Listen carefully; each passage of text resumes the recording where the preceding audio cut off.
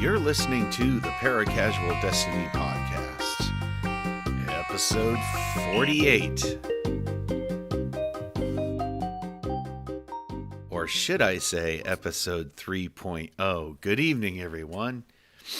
I'm Sewell Time, and you're tuned to the Paracasual Destiny Podcast, the hardcore casuals that talk all things Destiny.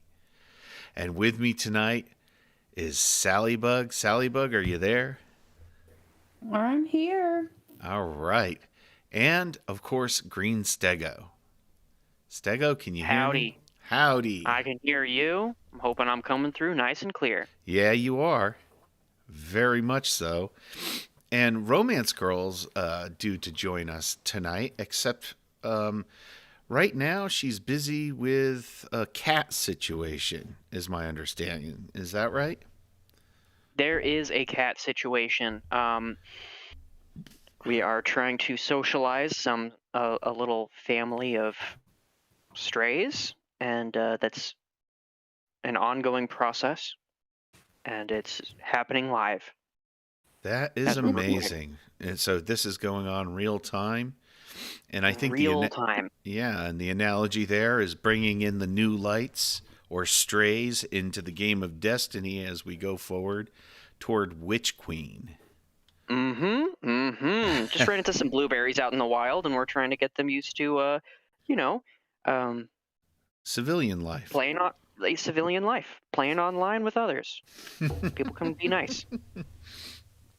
That's awesome. That is awesome. So it's been a little while. We took a little hiatus as life got into the way of life. And we are back now. And so much has transpired since our last broadcast. I want to say we had a Sony acquisition take place, for sure. We had several TWABs released that introduced weapon crafting. We had a vid doc. We had most recently an interactive trailer combined with a lot of details of the Void 3.0 treatment that is coming our way in less than 2 weeks now, like a week and a half, I want to say, right? I'm getting impatient. Wait, I just heard a ghost. You've got to go see somebody. Hey, introducing II Ghost VX2, a.k.a. Richard. How are you, Richard? You're still up. I mean, yeah, of course I am. I can't sleep like this. Awesome. Oh, it's good to have you. It's good to have you join us for our little chit-chat. Little late-night chit-chat. Yeah, we are all abuzz. We are. Leading up to this. It's a little over a week away, and yeah, starting to count the sleeps. How many sleeps until we finally get our hands on it. Well, in Richard's case, 0. Huh? Oh, man. So yeah, the Sony purchase. Let's talk Sony purchase for a moment. I think my personal reaction was a little knee-jerk, oh no, exclusives are on their way again. Right? That was mine at first as well. Yeah. Until we read a little more about the details of the agreement. And I watched a few YouTubes and read a few articles, and there were a lot of people out there who were like really thinking that was what was coming down the pike, and most of the people within the Bungie camp and a couple even in the Sony camp came out and said this is not the case. Yeah, as soon as it was like officially announced, when Bungie made the official announcement, it said it right there, like. They intend to keep everything. Well, yeah. As soon as I saw that, I was like, "Okay, no more delays." And twice the Right, content. right. Well, I think that isn't that part of it. It's like, they just needed some financial backing to take on what they're trying to do with this game and beyond. And I can't fault them for that. Whatever their decision is. My first knee jerk reaction was an oh no as well. Coming that we come from the Xbox camp, and felt a little burned in that, like, we never fully got to live in the world when Hawkmoon was in its heyday type of thing. And it was a pain. All those Sony exclusives were a pain. The It was strikes, hard entire strikes, man. Right. It was hard to hear about it. Yeah. And not be able to experience it. So, there's some bitterness there. I will admit. It was definitely annoying because when D2 was about to come out, they released the Sony exclusives to Destiny 1, like the Jade Rabbit and Zen Right. Meteor. Yep. So we never really got a chance to use them, really. It's true. Yeah. That sucked. So I still never got Zen Meteor. Did. So we were burned, right? And I'm really happy that they were very transparent about saying, it's not going to be exclusive on any platform. They're still going to have crossplay and all that going forward. But it begs the question, okay, now what is Sony getting out of this deal then? Right? So, I'm still a little bit, part of me is get something for nothing, still skeptical, right? Yeah. And then, but that was, I guess I was sort of satisfied somewhat to hear that somebody speculating, really, because they haven't come out and said this, but that Destiny will move, because it's no longer on Game Pass, it's going to move to Sony's game subscription platform. And that makes sense. Like, if they want to, they want this AAA, well-established, popular, like, game to sort of be the poster child for their new platform that they're trying to compete somewhat with Game Pass on. That made sense to me. And it also made me think, well, okay, well, that's a big deal. And the other thing is, we could see, they left the door open for exclusive content after this year. Because one of the questions in the way it's worded is, will Destiny 2, The Witch Queen, include any platform exclusives?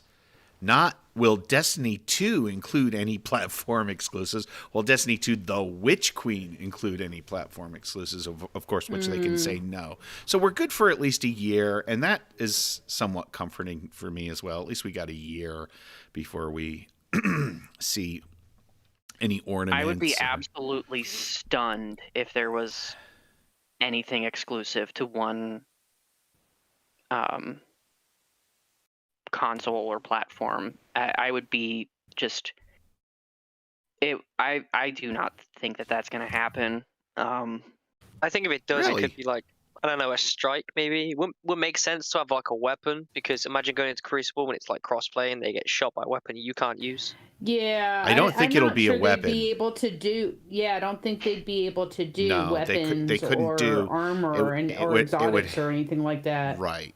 Cosmetics, maybe. It would have to be Eververse type items, like when you sign up for their Game Pass. What is it called? What is the Sony Game Pass going to be called?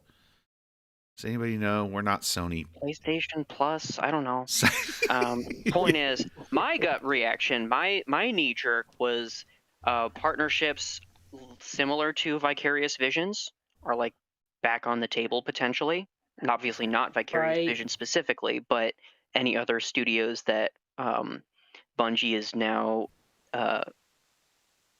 cousins with, basically. Corporate cousins. Right. And that could happen. But I think basically Sony we're going to see the Destiny universe expand. I think we're going to see TV shows. And I think that Sony's going to help that happen, and when that happens and it starts being profitable, I think that Sony will see some of those profits. Right. Mm-hmm. Of course, Sultan and I have talked about that and said, what name a successful video game crossover into that kind of media. Right. Tomb I don't know. Raider to I guess maybe a small extent. I think we're going to get a Destiny anime. Cautiously optimistic is where I'm going to leave myself with this. As always, the last few partnerships like this were different because this is the first time, and I don't even think Microsoft did Microsoft own Bungie? They didn't. I don't think that was the agreement. This is different because Sony has purchased Bungie outright. They own Bungie, right? So it's a little different than Activision. It's a little different than Microsoft. Well, they're under the umbrella of the Sony family now. Well, they bought the company. Sony purchased Bungie, right? Right. That's basically what happened. And there is a purchase agreement that says, we will not do this, but we will do this, So I'm cautiously optimistic about it. I hope it works out. I hope it works out really well for both companies because that will benefit the gaming world and us specifically. Like Richard It'll said, change it completely, and they'll be more burnt out because they'll have more content. Oh, okay. Yeah. Glass half empty. But I don't care. I mean, like you said before, Richard, no more delays. I like that attitude. Yeah, I'm getting impatient with delays. They've got some resource, right? They've got a great resource backing. I think they have. My idea behind it was that Bungie itself has visions to be more than just this one note, one game at a time type of game. Right. Well, they're working on other franchises. And their servers could potentially be stronger. Working on other projects and wanting to have more than just one thing. Like right now, it's like Destiny or Destiny 2 is Bungie. And I think that they have a vision to expand beyond that, right? To be a, to be a AAA game producer that has more than one game. So they're not just the one-trick pony. Right. Or just one at a time type of thing, that they have multiple ones. Yeah. That's my thought anyway. I wonder when we're going to see a release date for Matter. Right. Yeah. Gotta be soon. Codename Matter, right? Mm-hmm. Well, it was codenamed Destiny as well, if you recall. Way back even in first Halo. Yeah, you never know. Yeah, it could still stay Matter. Who knows? All right, switching gears here. The Enclave, weapon crafting. Any thoughts on what we know so far about the upcoming weapon crafting experience that is on its way?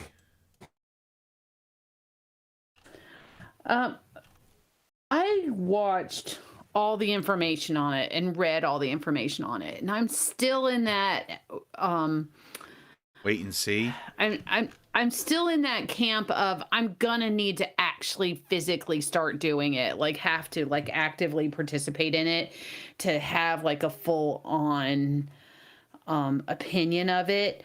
But one of the things that I was really super excited about, just the one thing that kind of stood out to me, was the idea that you would have a weapon that kind of became kind of symbiotic with your character, and that you leveled it up, and the more you used it, the stronger it became. And I kind of like that idea because it kind of goes goes along with my RPG roots and leveling as you go along, that kind of thing. So, And I think it kind of reminds me of even. D1 weapons. right. Yeah, Destiny 1. Ladies and There's gentlemen, Romance Girl. How are those kitties doing? Cat The update. kitties are still on the porch. Can we call the cat No. update the cup date? No, I don't know if that makes sense.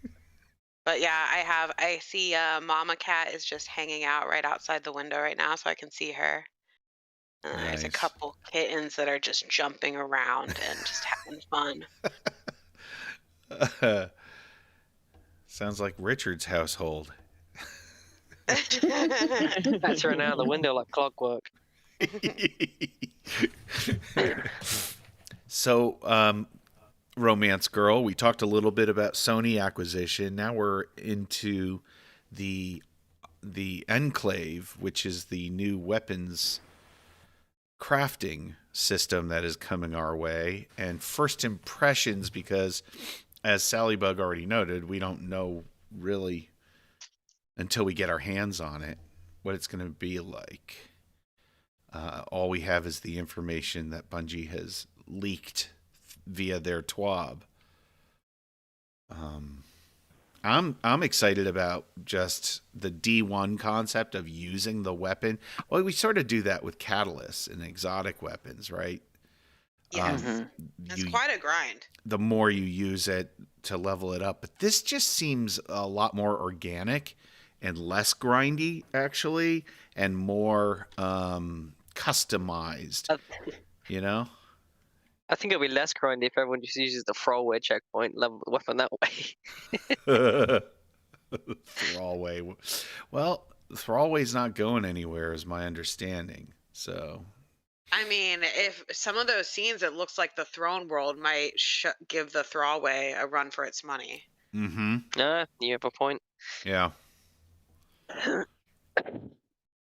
But this concept of setting out to make a particular type of weapon, and I like the fact that I think this system might be like the journey is more fun than the destination, because there's going to be a period of time where everybody's trying to get weapons with certain perks so they can extract those perks and then put them on other weapons, that sort of thing, like collecting the jewels in Final Fantasy or whatever to put into the gems or whatever they were called to put into your weapon. One thing I'm not sure about is the whole when you masterwork weapon, the orbs are going to be an armor mod now. That's one thing I'm not sure about. Well, you and a lot of other people are a little bit shy about that, a little bit concerned, I guess. Because why would I want to use that over the mods that are going to keep me alive? But here's the thing: those orbs don't give you that much super, and if you have a charge with light build, then it's not hard to get orbs for it. I don't think it'll be that big of a change, even if you don't go with that mod. True. My thought behind that was I think that there's still I feel like just like like the Warmind cell builds, those had their heyday, and so they figured out a way to kind of like phase out Warmind cells without really phasing them, like without getting rid of them. And I feel like they're doing the same thing with the charge with light. Like, okay. Well, they did also say that I don't think it's just nerfing charge with light. They did say that weapon memory had reached its peak, that they couldn't add any more to weapons. Right. And I think by removing this orb generation from weapons is giving us a lot more. It might be giving us a lot more in like weapon crafting. Yeah. I think the analogy to that, Yeah. if I may, is the fact that they nerfed cooldowns so much on all the class abilities, but now we're starting to see with Void 3.0 why they did that, right? Because there's all these new with the aspects and fragments. That subclass now. Say again. I can already see some nerfs come in for the Void subclass. Oh yeah, Oh yeah.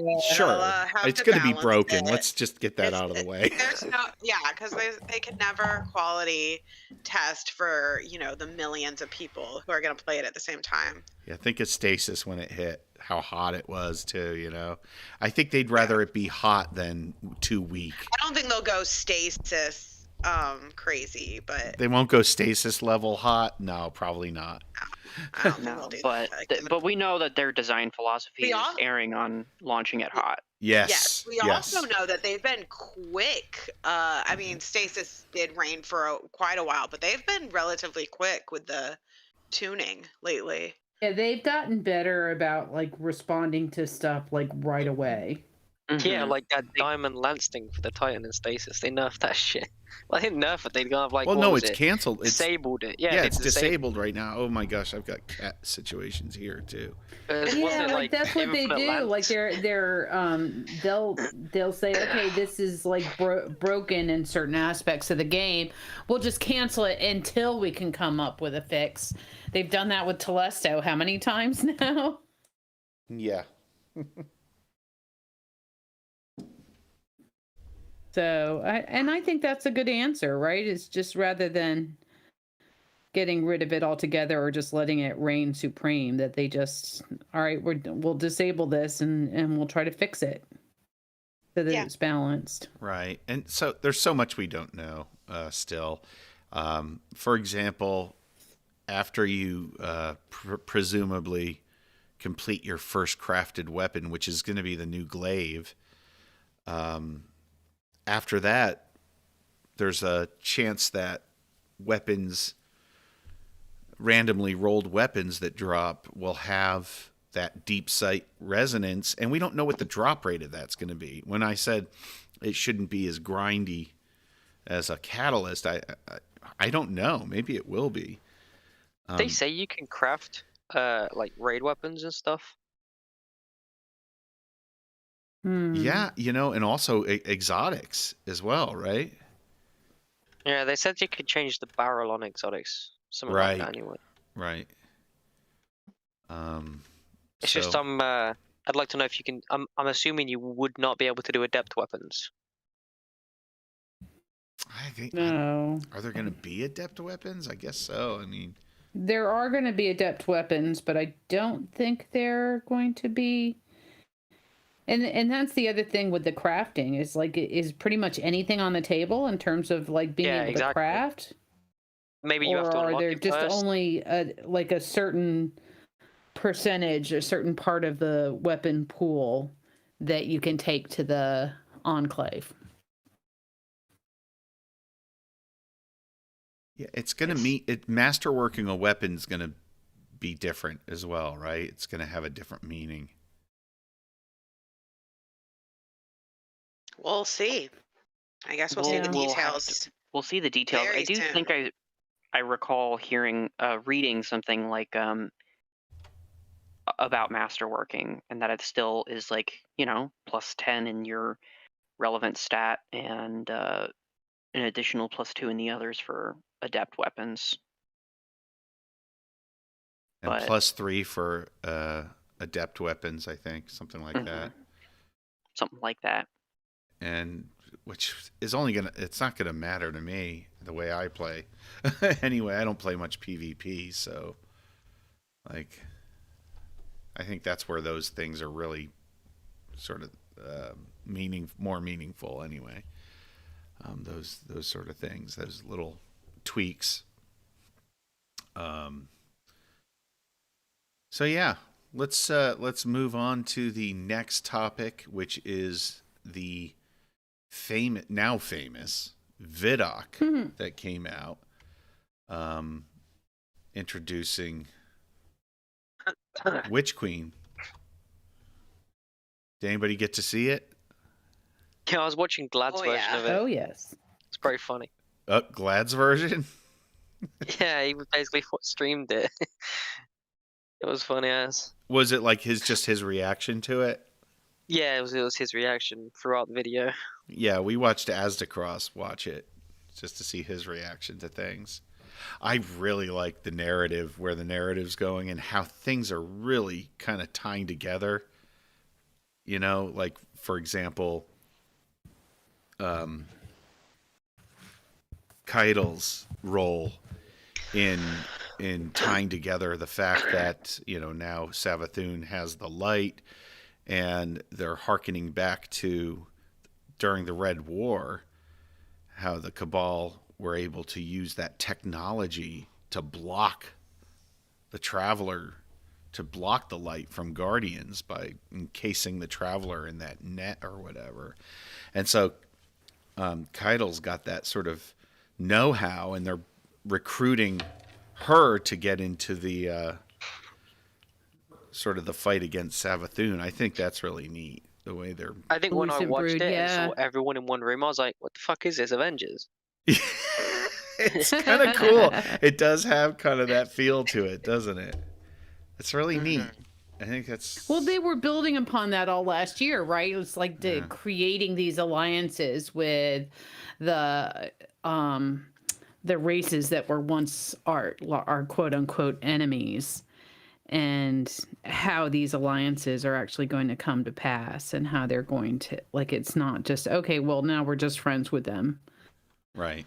but that Maybe they potentially in actually another will season. have an active role. We'll see the Fallen again. Yeah. And now all that's left is the Hive, and so maybe Savathun. Yeah, we ain't gonna be friends with them. What are you talking about? Savathun could turn out to be the key to our future here. Salvation. Yeah. Maybe. I mean, Oh, no, we you already never dealt with know. Salvation. Like if the Hive actually do become separated from their worms, then they're not the Hive anymore, right? Because that's what made them the Hive. Do you think Marasov is going to give Savathun Yeah, a big because I dose remember of? reading somewhere about the Hive homeworld, how before they got worms, they were a weak race. Right. Yeah, Fundament. We just On Fundament. just read about that, and that's Yeah. actually up. I was going to ask people. Well, we'll get to it, but I'm wondering if Marasov's going to be the evil one. Somebody's going down. It's either Marasov or Savathun, right? Or both. Zivurath. Or Zivu, yeah. Yeah, there's I so mean, many moving she's still parts out in the there, too. narrative. Yeah, it's true. Yeah, who knows where it could go. One other thing I was Maybe even thinking. Rahul.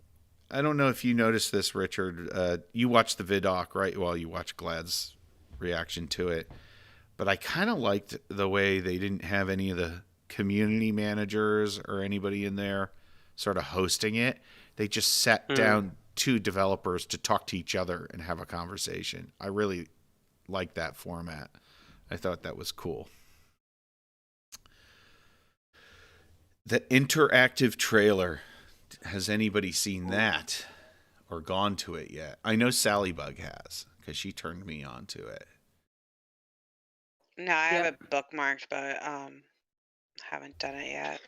Highly recommend Same. it. Richard, have you done it? You speak as though you've done that.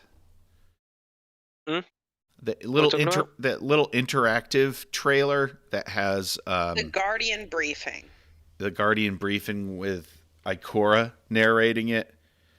Oh yeah. And it's got the little and then engrams you have that those pop notes. up, and you can actually click on it and get a little grimoire card to pop up. Very clever. Very well Yeah, it's done, a clever too. way to, like, kind of catch people up with it who aren't necessarily full on with the story. And let's face it, you know, the story in D1 was not very accessible unless you like actively sought out the story. I disagree. Even though, do you? Yeah, I'm actually one of the people who really disagree with that take, but I spent okay, there is a lot more lore as there is in a lot of games. There's text lore and in-game lore.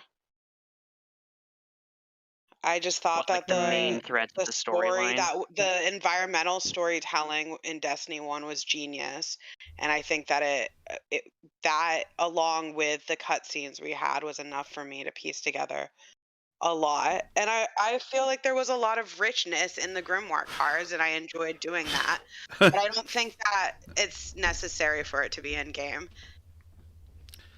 And I Right. also, I just really liked the story of Destiny 1. I thought it was successful for me. Oh, I never said I did not like the story of Destiny 1. I didn't say you said that.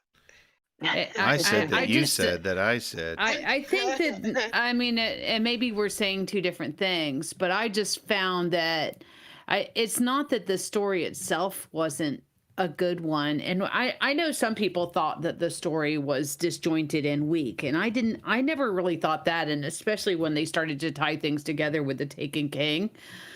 But but in terms of accessing the I felt like especially the grimoire cards that had that really rich story in the Book of Sorrows. Um Yeah, Yeah, I really that enjoyed diving into the Hive story with the Taken King release. right.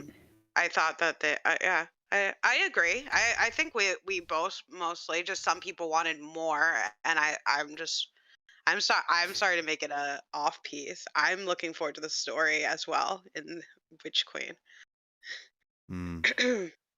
I think it's come a long way, and I think they have really struck a balance between the environmental storytelling, which is still very strong, I feel, and voiceover, going to get messages at the console, the hologram discussions and dialogue that drives the story, and also the beat of it, coming out like a once a week thing during the seasons.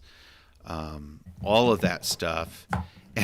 It's the funny thing. I remember spending the first year of playing Destiny being pretty much confused about what the hell was going on most of the time. That being said, I really liked the grimoire cards being out of game because it was something I could get on my phone and read, when I wasn't playing the game.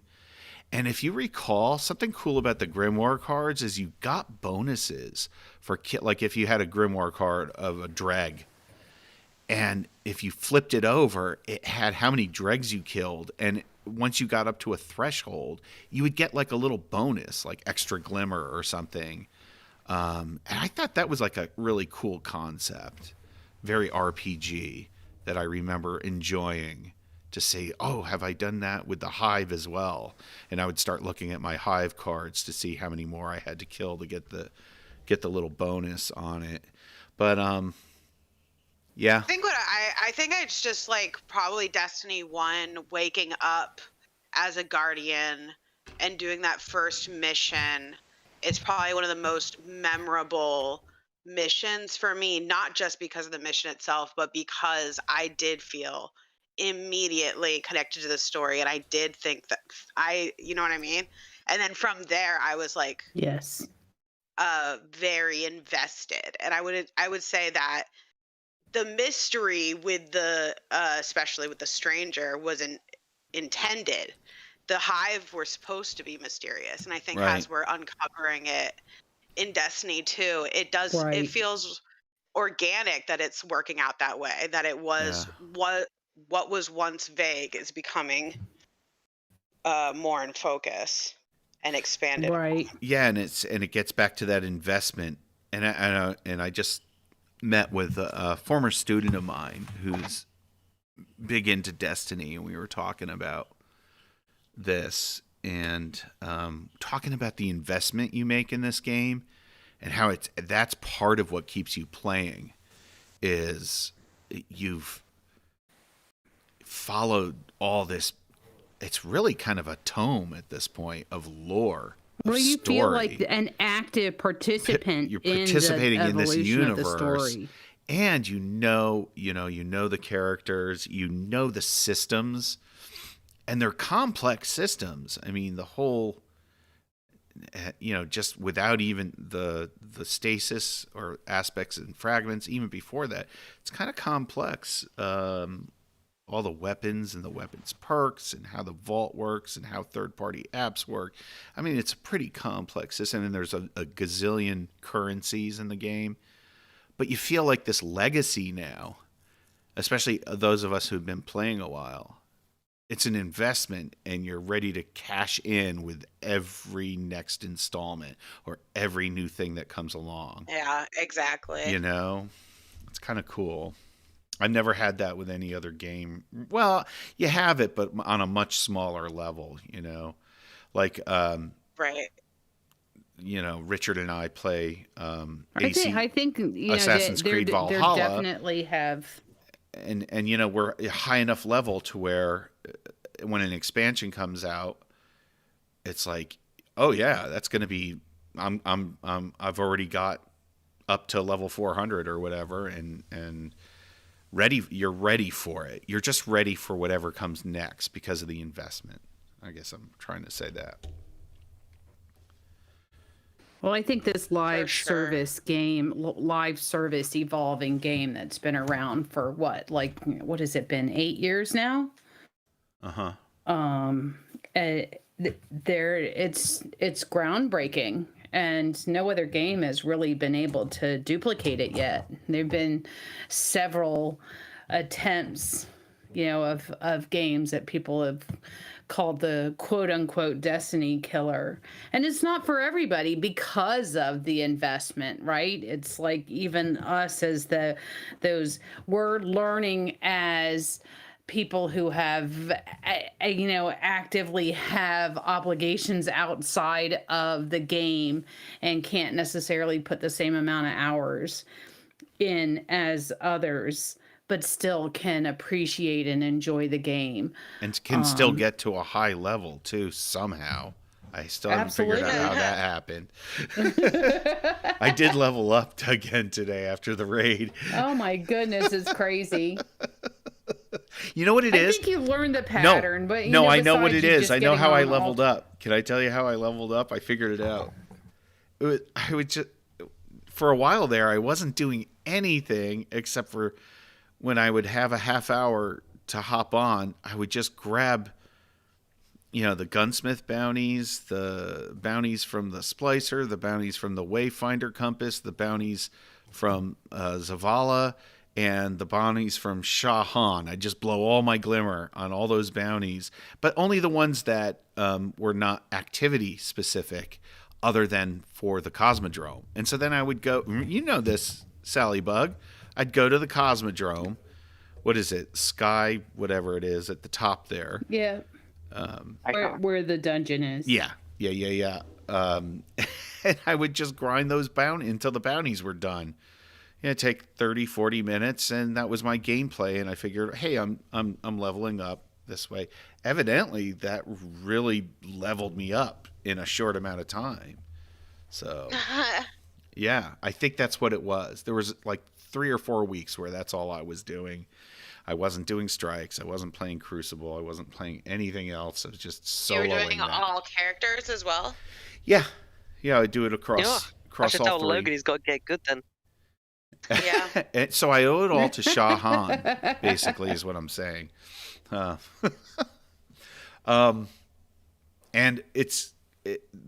there's going to be some fun ways to level up. I'm looking forward to leveling up in Witch Queen. I think that's actually going to be something I'm going to enjoy doing, and I'm not gonna go crazy, like to do day 1 raid or anything like that. But I was telling Sally Bug earlier, I do want to level up kind of quick because we're not going to have 6 months, a 6-month season like we've had with Season of the Lost. We're gonna, and I'm having so much fun now. Yeah, back to the 3-month grind, where it's like we might not make it, but maybe we will. I want to level up at least so I can have a month where I can do the Legend Lost Sectors or a Grandmaster Nightfall with getting carried by Richard or whatever. So you know what I mean? So I'm going to make it a point to try to figure out an efficient way with the time that I do have to level up as quick as I can. I think that's the good thing about that legendary campaign they're bringing out. Right. Because you can't overpower it, so you're always capped. Yeah, I like that. I'm really excited about that, honestly. It's almost like a contest mode, right? Yeah, and it scales. Mode. It scales with how many, depending on whether you're solo. So you could try it solo, and it'll scale down to being solo. But if you go in with two other fire team of 3, it's going to scale up. You're going to have more enemies. It's going to be a little tougher, right? So for an increased amount of I think that champions or whatever. Yeah, right? I think that's a great addition. So yeah, I guess last thing I wanted to hit upon is hear what people are thinking about Void 3.0 and what we know about it so far. Has anybody had a chance to investigate what they're talking about with the 3 classes in Void 3.0? Yeah, and I guess I'm in the same boat as I was with the Enclave, in that I read the blog and watched watched what they had to say about it in the vid doc.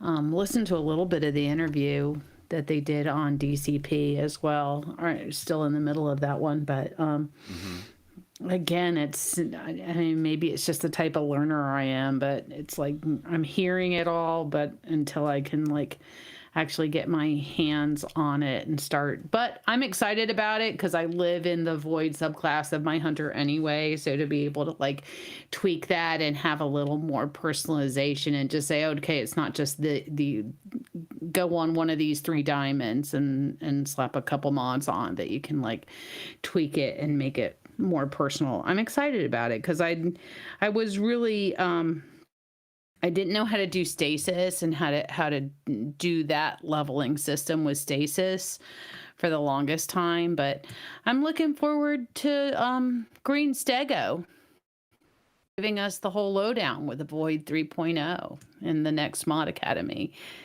to teach me what to do. I'm excited to look at it and to dig in. What we've seen from the aspects are super exciting. I want to see the rest of the fragments. Looks like there's a lot of fragments. Mm-hmm. Yeah, it does. It looks like where we eventually ended up with stasis is basically where Void 3.0 is launching. Right. Right. Only even more because we have more than 3 grenades to choose from. I think we can still select between the different supers and the different melee abilities. It's just exciting. I like that we're starting off. It's unlike the stasis one where we had to go to the Exo Stranger and do quests and all of that to unlock all of the different things that Wow. You didn't You're like resentful. You're resentful of Elsie Frey. That was fun. No, I mean, I think I think for me it was unlocking more and more of it. Just it was You still haven't got all the fragments, have you? I haven't unlocked stasis on my alts. I definitely haven't unlocked it on my alts. And I think it took me a long time to unlock it all on my, and I think maybe it was just had to do with getting those quests to make them less grindy. Right. I think once they did that, then I was able to get the rest of it. So I don't know. Maybe I'm not. It's not that I didn't like the quest so much. It was just harder to get my head around all the different things that, besides just unlocking the different grenades and that sort of stuff, but like going more in depth in the different aspects and the different fragments and all of the things that were available. Gosh, I don't even know if I even have all the fragments that are out there. I honestly think I'm missing a few from the latest batch. So what I'm saying is that I'm glad they're just kind of throwing most of that out there already to the seasoned Guardians, not the new lights, but the seasoned Guardians, so that we're not kind of having to go through that same process. Because then again, like at least with Stasis, it was brand new. Everybody was new to Stasis, so it makes more sense to do it that way. But with Void, they're just changing how the Guardian interacts with that subclass, so it wouldn't make a lot of sense that you would be relearning and re-earning. Yeah, things that I you think kind they of want already you to be had. able to use your suppressor grenades against those 5 Guardians. Yeah. We're gonna need them. Grenade build simple. incoming. It's quite simple. You stick a div on and then Thunder Crash. That's old school. And then you get the third player to go in and grab the ghost and crush it. Teamwork. I mean, if you Thunder Crashed it, you're already there, right? Yeah, just in case. We don't know how much health they have. Gotta have precautions. Have any of you seen what the looked at? I think it was in the latest TWAB, the details of the new exotic pieces that are coming out. Did you guys happen to take a look at that at all? They all look fun. Yeah, I gotta say the Titan in particular struck me as something that's going to be a lot of fun with Void 3.0. Ward of Dawn looks like it's just going to have renewed life. Look, Ward of Dawn. When I was watching it in the trailer, it looked faster of placing. Yep. It's definitely yeah. faster. It's almost instantaneous. Yeah, it's instantaneous pretty much. So you can do it like a reactionary. Yeah. And apparently nobody on the Warlock makes me want to do my Warlock. Yeah. Oh yes. What they have shown so far, it's definitely getting me excited for this. You know, it's been 5 years since they touched, you know, the basic subclasses, you know, Void, Arc, Solar. So this is new. And it's interesting how they're just updating it too, because it's a different sandbox now, and so some things are staying, some things are changing names and being slightly different, and some things are going away, right? So it's going to be fun. It's fresh, new and fresh, something to dive into. Yeah, it's going to be exciting. A lot of team stuff, which I like. That's why I like running Well of Radiance. Just I feel I don't have the skill level to get a lot of kills, but I can help the team out that way. Yeah, it's a lot of fun support for me. Class. And it looks like there's going to be plenty of that supports type stuff going on, which is good. That's a good call. Especially if you have the Warlock Glaive. Right. You just have a healing turret. So cool. That thing looks cool. I think y'all think that'll be the exotic glaives that have those abilities on them? Yeah. I'm wondering if the Titan's glaive that drops like a mini Ward of Dawn bubble will work with the Helm of Saint 14. Ooh. Oh, interesting. You mean blind the enemies? That could be cool. That could be very cool. I don't see where the exotic. I'm looking through the latest TWAB, and I don't see where they're talking about the exotics. Kind of near the bottom. Is it? Yeah, it's near the bottom. Try Control F. There it is. Exotic. Control F. Heard you like new exotics. Oh, that helmet looks so badass. You know, I haven't looked through this yet. They all look great, but also Oh that man, that looks cool the too. warlock one, it looks like there's going to be like a warlock build that's almost like you could just like constantly be in this repetitive loop, especially when you're in like All right, I'm gonna have to take a group of more like careful look at this. ads.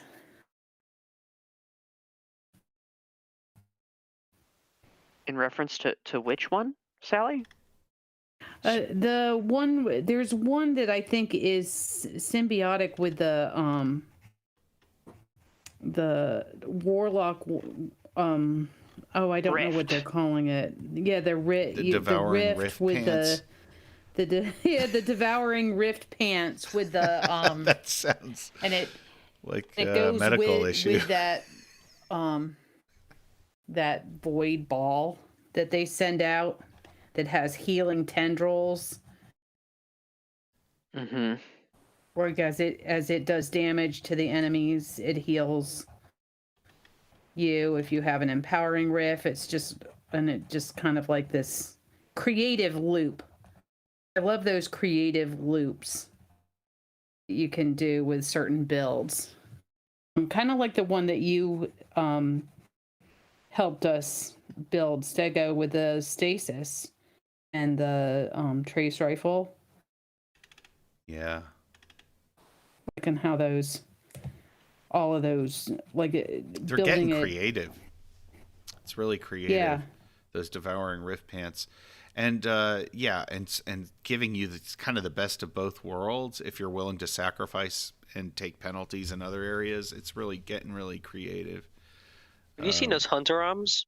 It's crazy. I'm just looking at them now. Pretty awesome. Awesome looking too. I mean, well, I mean, their design team has always been pretty fantastic. Let's face it. Mm-hmm. Absolutely.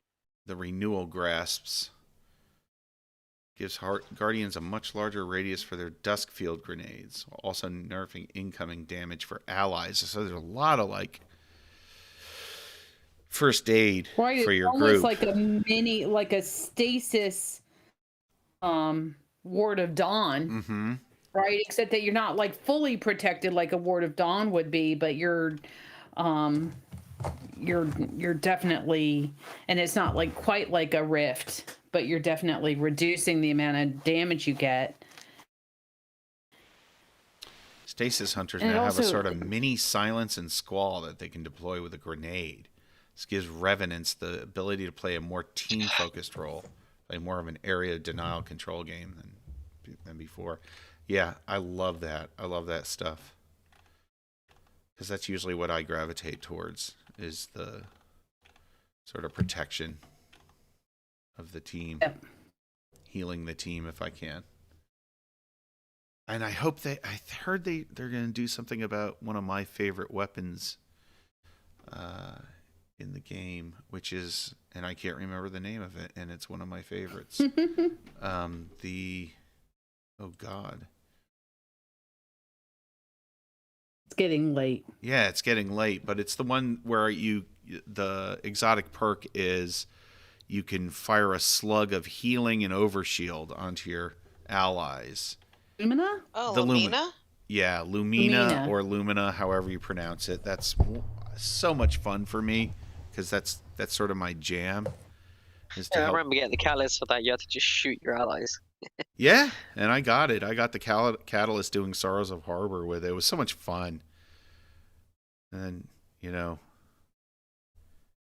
helping out too, so that's always fun. Yeah. Well, that's all I got. Anybody have any particular? Do you want? Let's do it. I got an idea. What? Let's say we do a Paracasual Destiny loadout segment before we do our media consumption thing. Let's do that. Okay. It's time for Sounds good. Paracasual loadouts. What sort of interesting loadout have you discovered since our last broadcast? Anyone? Well, since our last broadcast, I don't know. I think I'm doing the same thing.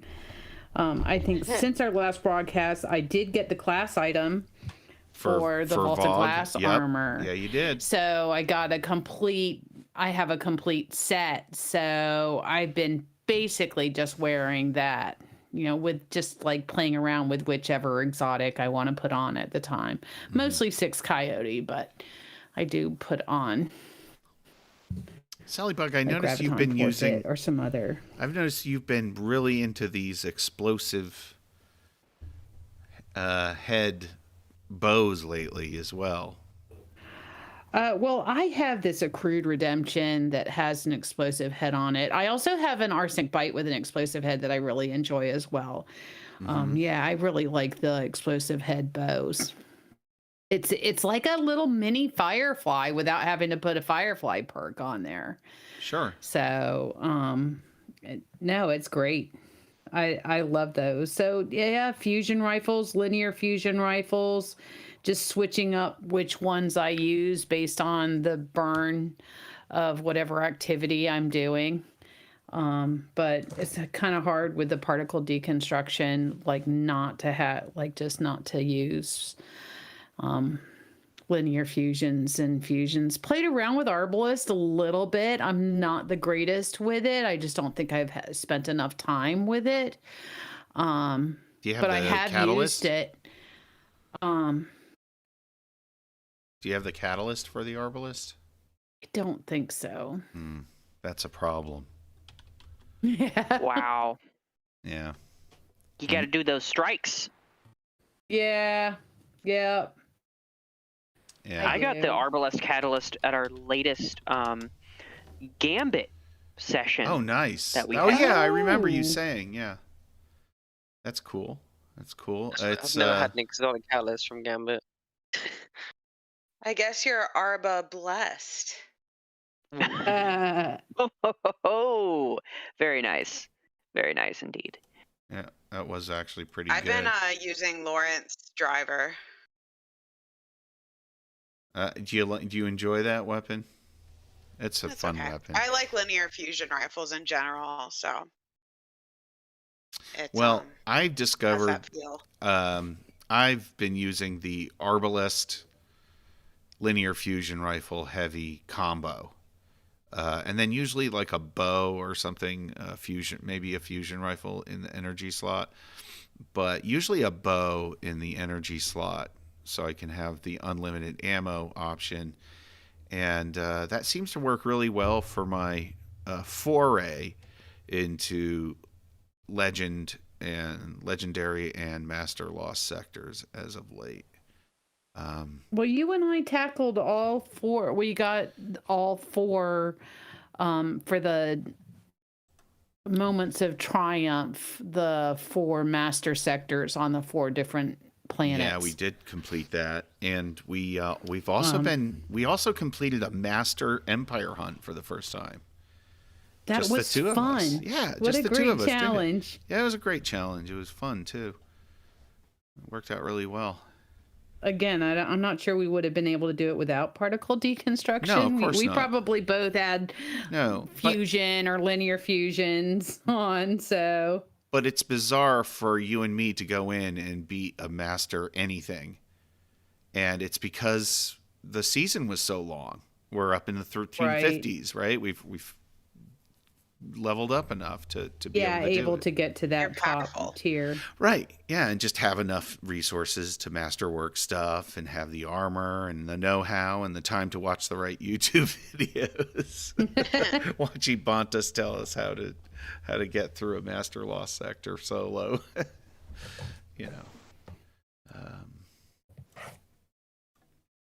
Lots of fun. Richard, what have you been sporting lately? I noticed here that you're... the start of the raid, I was using the IS Luna with Outlaw and Headstone, because I thought I'd give it a go.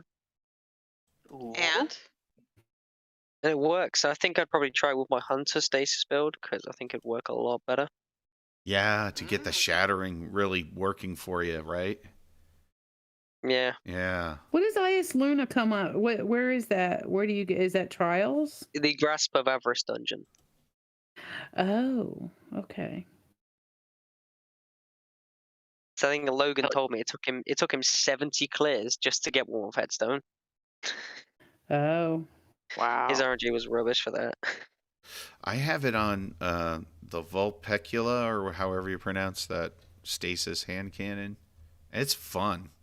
It's a lot of fun having that. Yeah, I think the SMG they show in the trailer for Witch Queen is gonna be the first one that comes with headstone or something like that.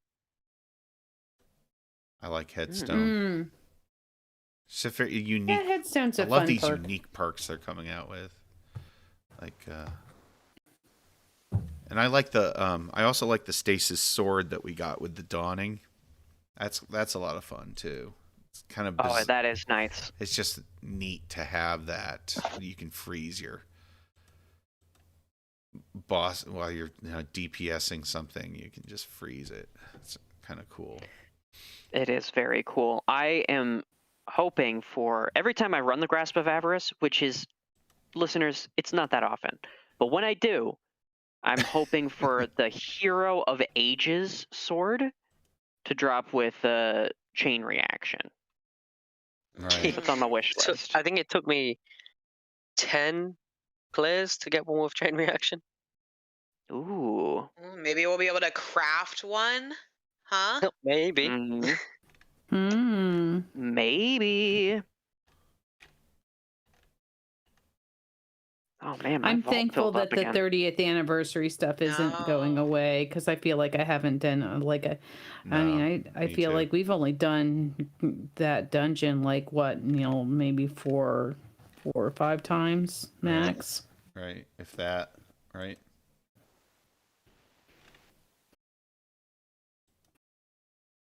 That Too dungeon. much stuff. The Dares of Eternity and ranking up all that stuff. It's just kind of hard to decide what to do. Bungie, please vault more of this content so that you can a lot of save me for content, not enough time. Because we're like what, like we said, 10 days away. So the new stuff's gonna come out, and I'm probably even less likely to do it. Something I'd like to do with you, Sally Bug, is run those Last Wish chests that you can get to without doing the whole raid, so that you can get that Taken spec. Pelham's still after that as well. He still hasn't got that. So me, Sally Bug, and Pelham trying to get Taken spec for them. I just thought, that part with the bridge where you normally have the sword fly over? You could probably do that over Eagle's Edge. Yeah. Just yeet yourself. Yeet. I'm not very good at sword flying, though. Well, you got the stompies, right? I do. That's not a very. Richard, that's not I noticed you like to. Anyway. You prefer some of that the Caber's armor. Can you tell the listeners where you got that armor? What are you on about? Your Caber's armor that you wear. Kabir? You get it from Vault Glass. You get it from Vault Glass, don't you? I always get the Hetson Lord stuff. Yeah, it's different for each class. Kabir's the Titan. Oh, armor. I thought everybody got Hetson. Okay. So Hetson Lord's is Warlock. All right. Yeah, like my stuff What's is the hunter called? Prime Zealot. Yeah, Prime Yeah, Zealot. Prime Zealot. Prime Zealot for the hunter, and it's Kabir's the Titan. Yeah. And I guess my other VOG question for you, Richard, is have you guys been able to do all the challenges? Yeah, we did them all on Master as well. Sheesh. Wow. Ay caramba. Well, me and Nicholas have anyway. Pelham hasn't yet done them all. And you know, What's we Pelham got doing instead? The one about the challenges, Master and shit. tell Pelham to join the Discord. I need to grill him. We have to have Pelham on the podcast so that we can. Yeah, he's gonna make his debut. He's gonna make his debut, and he's gonna tell us how to prepare a Outshine proper cup us of tea. all. No, but seriously, I'm kind of jealous of you guys. I wish I could do some of those. I think we did one challenge together with you and Pelham, but that was like just by luck. It was the Templar challenge. But I notice all these challenges for the other raids that we've gotten really good at, like Garden of Salvation and. I know, that's what I was thinking, because I did all the challenges for Vault, and I'm thinking, maybe I should try the rest. Yeah, like Yeah, I would yeah. not mind going in and seeing if we could beat Garden of Salvation with and knock off a couple challenges for the fun of it, or even gosh, it's late. I can't even think of the name of the raid. The Deep Stone Deep Crypt. Stone Deep Crypt. Stone Crypt. Yeah, the DSC Deep Stone Crypt. Kind of raid. funny that your memory it- would fail you in the Deep Stone Crypt. I've it got about you? as good a memory. Was it you, Richard, as that was Banshee saying right that now. all raids are gonna have drop pinnacle gear now? Yeah, Oh, yeah. I think I saw something like that. Or I think there's gonna be a raid rotation Yeah, that might be it. Something like that. where whatever raid is on rotation. Something like they did in D1, kind of, when they had a rotation of like stuff. will drop pinnacle gear.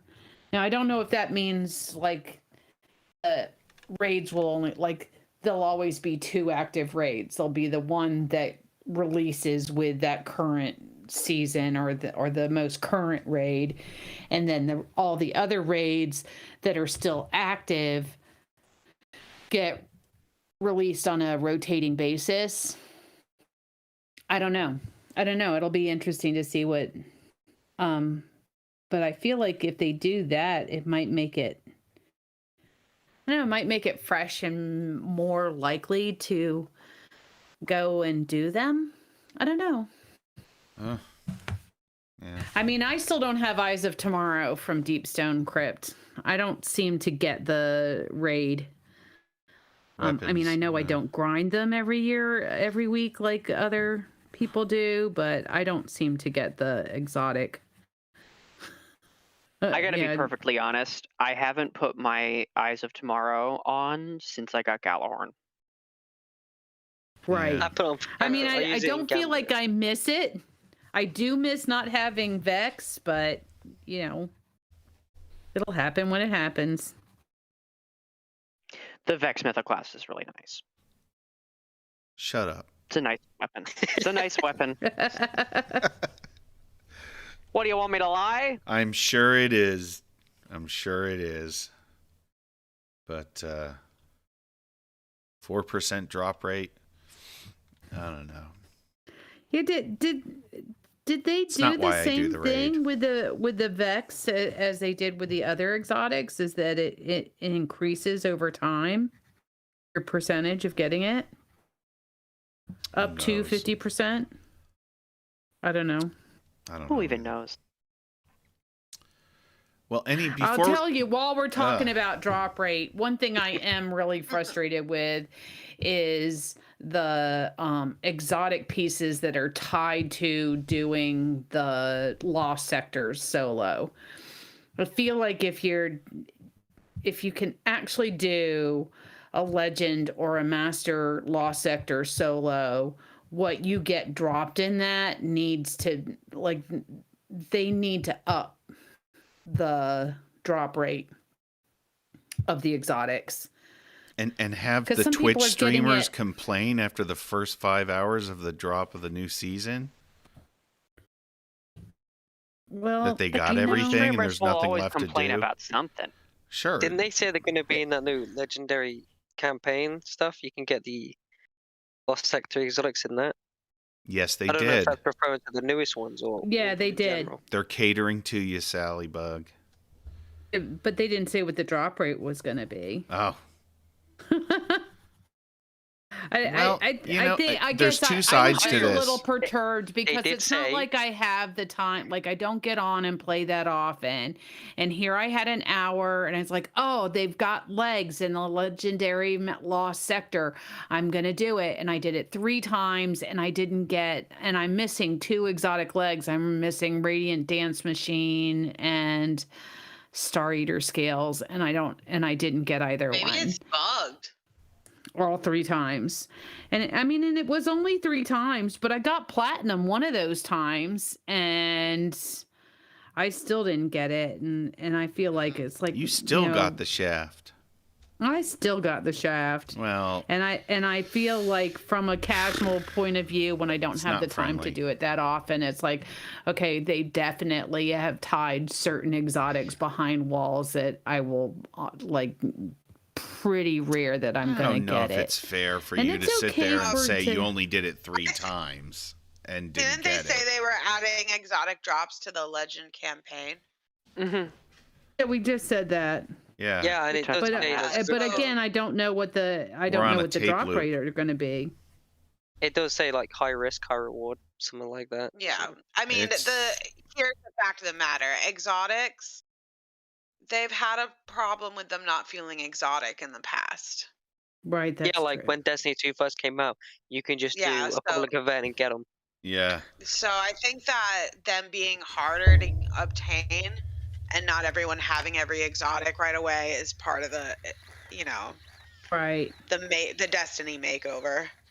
I mean, I don't feel like it's part of my experience. It's like, man, it's just like, I do feel like I'm missing out a little bit on the Vex Mythoclast, not having that one, because people come out and say, oh, it's such a good weapon. And it's already been nerfed before I even had a chance to get my hands on it.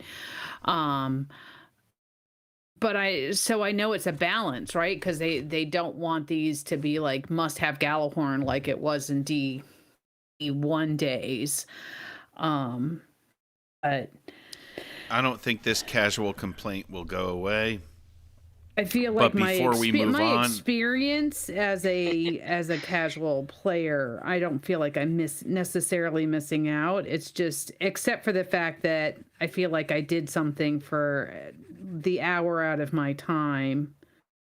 I could have been doing something else that I would have enjoyed just as much. I did it specifically to try to get something and didn't get it. You go in. It's like frustrating. gambling. It's like gambling. You go in. Yep. And you pull the slot machine and you have fun doing it, and you know you don't have any more money to do it all night, so you leave the casino. I think it's a lot more fun than a slot machine, though. So you got that going for you. I don't know. That's debatable. I guess. Yeah. Anyway, are there any more loadouts that we need to talk about before we smoothly transition into the next segment? No. I don't think so. I've been using the I don't same really use loadout. that many. Yeah. Can't be bothered. Maybe And- a Witch Queen. Yeah, we'll see. It might be more interesting, more easy, more fun, less cost. Take fusions away. But we don't know what the artifact. Probably the glaive. Well, that was Right. the sound of the non-Destiny media consumption robot prompting us to share and otherwise announce what outside of Destiny have you been doing with your lives. I'm watching Richard, a really good TV series called Reacher. is it on Netflix? I think it's Amazon Prime, but I watched it on a website that I had access to, where it gets stuff for Alien Show. A No, quote-unquote he did website? not. You didn't. Amazon. Nobody heard. He watched it legally on Amazon Prime. It's an Amazon Prime original, and he would never watch it anywhere other than. I'm not paying for Amazon Prime. You can't get it anywhere else. This isn't the The Alan only place you Richson can get show, it. is it? But it's a really good TV series. Like, they have the movie Jack Reacher, which has got Tom Cruise in. He's got 2 films, but then they've actually made it like accurate to like the books and stuff in the TV series, and it's just really good. It's already been announced for a season 2. What's the genre? Wow. Would you say like It's Is it is like it a detective? spy? Detective? Yeah, Action. I think it's based off military police, like an ex-military police, Okay. Oh. All right. I'm gonna. and he just investigates stuff and when he can be asked. Right. It's really good. Jack Reacher. Is he played by Matt Damon? No, he's played by an actor called Alan Richardson. Alan Richardson. So it is the Alan Richardson show. Yeah, I saw a trailer for that one time. I have to check it out. It's on Prime Video, you say. Let's do it. Yes, it is. All right, Sally, make another pot of coffee. We're watching the first season of Reacher tonight. Oh. Stego, what you been doing? I've been slowly plugging away on Pokemon Legends Arceus since it's released. I haven't binged it all like one of our co-potters here. Yes. Although, wow. I mean, 2 weeks is it two? Has it been out for 2 weeks? Yeah, it's like 2 weeks. It's been out 2.5 maybe. Anyway, it's a lot of fun. It's a whole lot of fun. I'm enjoying every minute of it. I'm enjoying running around and helping all the townsfolk with their little errands where they're like, "Can you get me 3 berries?" And I'm like, "Got you." I've only got one quest remaining on that, and it's like you have to catch a combi in a certain area, and it's just not fucking showing up. Nice. That's classic. I hope they do the other Pokemon generate like other regions of the games like that. That'd be great. Ooh. Yeah, they really leaned into the RPG elements of this Pokemon game. And it's definitely for the better. Yep. Yeah. Yeah. It's the best Pokemon game to date. Really? It feels Well, really modern. Oh yeah. Cool. It feels like they took the formula and did something legendary with it. It's like they combined that I get that. Legend of Zelda, Breath of the Wild, and Pokemon and just merged them together, and that's what you got. Oh, neat. Yeah, it kind of does feel like that. As That's far cool. as something that I've watched, we recently, just last night / this morning, watched Wolfwalker. Which is Wolfwalkers. There's an S at the end. Sorry. Oh, I think I saw that. Which is available on Apple TV. Oh, And okay. we did a little trial period through our Target membership, and that's one of the things that we had our eye on, and it was just absolutely phenomenal. Yeah, it's the same studio or director at least as Secret of Kel and Song of the Sea. Mm-hmm. Irish animation company. Cool. Mm. Sally Bug? In the time that I have, I've been watching some Olympics. Some Winter Olympics. Okay. Nathan Chen? I got to catch both of his skates via YouTube replays. When I have been on, I've just been getting on when I had time, and then just whatever was on live I would watch. But I watched quite a bit of curling. I got to watch the women's freestyle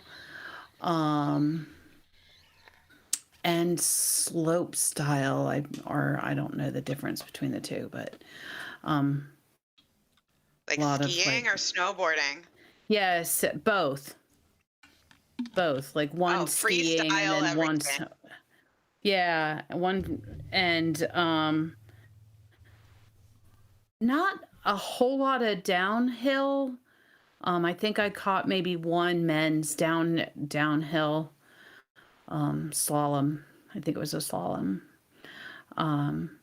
But just dabbling in it here and there. A few performances of the figure skating during the team event. I have to say that Nathan Chen was just the short was program really good. he did was phenomenal. Yeah. I can't believe once a in human generation. Yeah, Figure skaters. I mean that's definitely gonna go. That's one for the history books. It But was just phenomenal. the Russian female figure my skaters gosh. are almost all of them are phenomenal. So I'm kind of I looking always say forward to Nathan that. Chen is almost as good as a Russian teenager girl. Yeah, exactly. Yeah. She's like Oh, yeah. once in a lifetime as well. Like just And young. it's unbelievable Very young. and young. Yeah, they're Yeah. always so young. Yeah, it feels like every Olympics there's There's a new like 14 or 15-year-old. Yep. Yep. Yeah. So yeah. Romance Girl, did you I want to? think in the little bit of time that I've had, that's what I've been consuming mostly, and some podcasts, particularly. I've listened to a couple of like psychology oriented podcasts on just like Psychology Today type podcasts where they talk about different issues of What it means to be a woman? what? Okay. I didn't know where you were going with it. Psychological disorders or just psychological topics that are kind of like current in today's world. And Romance Girl, did you have anything to add besides the Wolfwalker that you and Stego watched, or? I recently listened to the audiobook of Crying in H Mart. It's a memoir by Michelle Zauner, talking about finding her identity after her mom dies of cancer. Mm-hmm. It was really, really well done and touching. And I'm a big fan of her musical project, Japanese Breakfast. Oh, I've seen, because I see your Spotify every now and again. I'll see you listening to a Japanese breakfast song. Yeah. Cool. Good stuff. Wow. Wide variety of stuff this time around that people are into, not just video games. I have to plug a movie, and I'm not a fan necessarily of war movies, but and this is a kind of a blockbuster that came out a while ago. It's called Midway, and really well done, and just sort of an impulse watch. And I think it's on one of the free streaming. It's making its rounds on free streaming networks like Tubi and those sort of things.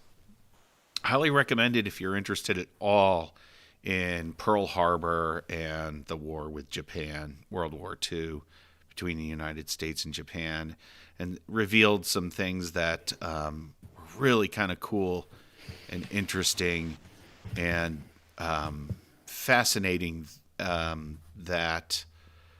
So the intelligence finding that went into determining that the Japanese were going to attack this airfield at Midway, the island of Midway, was done by some really eccentric, sort of like vanguarded by this eccentric guy, sort of a code breaker character, almost a archetype of that type of person that was not trusted by the U.S. government, but trusted by military officials who knew him. And he had a band of guys who were literally a band. They were big band military musicians who somebody had the bright idea, well, since Pearl Harbor's no more, it's been bombed, they're not going to be playing there much, let's put them in intelligence decoding because they have a sense of rhythm. So, but it was like, it's actually true. They used military musicians to decode and intercept Japanese communications. It was kind of a neat movie. Highly recommend it. And I think that's it. Any final words from anyone before we sign off and take a nap? Now it'll be exciting that Survive the truth. next time we get on and talk, we will all have had our hands on the Witch Queen. The Witch Queen. Wow. It's hard to imagine. It's almost here. It's like Christmas just around the corner. Christmas in Can you February. imagine after if we beat Savathun, and then you see someone else sitting on the throne, it's Eris, saying, I'm the Witch Queen. Could happen. There'd be a I vicious betrayal. actually cannot imagine that I'd blame Sony if that happened. after all we've been through. I blame Rahul. Rahul. Yes. So many thanks for anybody who's tuning into this episode of the Paracasual Destiny podcast. Join us live on YouTube every other Saturday, sort of, around 8 p.m. U.S. time, and listen to archived audio anywhere you get your podcasts. You can subscribe to this YouTube channel here or follow us on Twitter at ParacasualP. Until next time, it's goodbye from all of us here at our tiny little podcast. So long, everyone. Bye-bye. Goodbye. Bye. Goodbye. Bye. Bye.